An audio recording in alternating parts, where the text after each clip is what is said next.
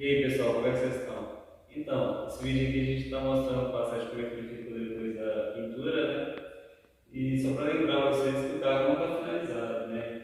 A gente ainda tem algumas coisas para mexer, a gente vai trocar esse aqui por lentes novas, alegria, refletor. Então o carro ainda tem muita coisa para ser mudada ainda, galera. Não sei se vocês perceberam, a gente fez um promo de LED aí, dos emblemas, o que vocês acharam? Diga aí nos comentários, né?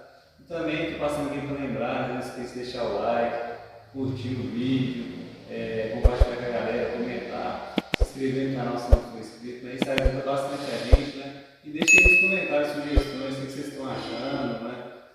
Tudo referente ao carro aí, que a gente está tentando nos agradar e também, por que não, agradar vocês, né? Então, a gente está tentando ao máximo fazer tudo, vocês estão vendo aí como é que ficou o espelho, a pintura, né? Já estamos evoluindo bastante com o projeto, né, galera?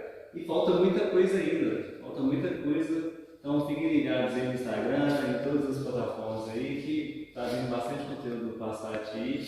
E para finalizar, a gente vai mostrar para vocês aí e perguntar o que vocês acham, né? A capa do motor, vou mostrar para vocês.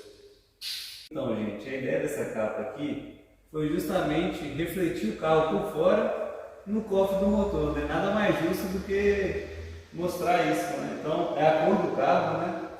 Para quem não sabe, é o símbolo da tempestade, né? Storm Green. E o vermelho do VR6 é que é um carro aí esportivo, né?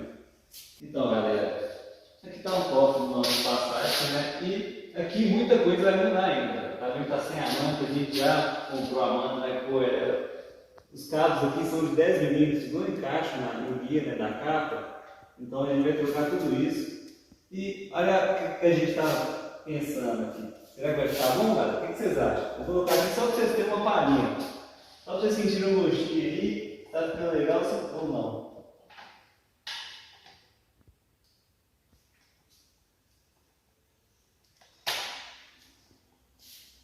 E aí? Como é que ficou, galera? Lembrando, né, galera, isso aqui é uma ideia que a gente teve aí para trazer para o cofre essa identidade da história do carro, né, galera? Esse carro tem um interior vermelho, no antigo dono, fez, e a gente também gostou muito, mas a gente também quer dar a nossa cara para o carro, né, galera? Essa é a ideia do nosso canal. Então, a gente está dando o nosso toque, e nada mais justo que trazer essa história para o cofre do carro, que é a cereja do bolo, né? O que vocês acham? E aqui muita coisa vai mudar ainda, galera. Acompanhem aí. Check the mic and make sure it sound right, boys.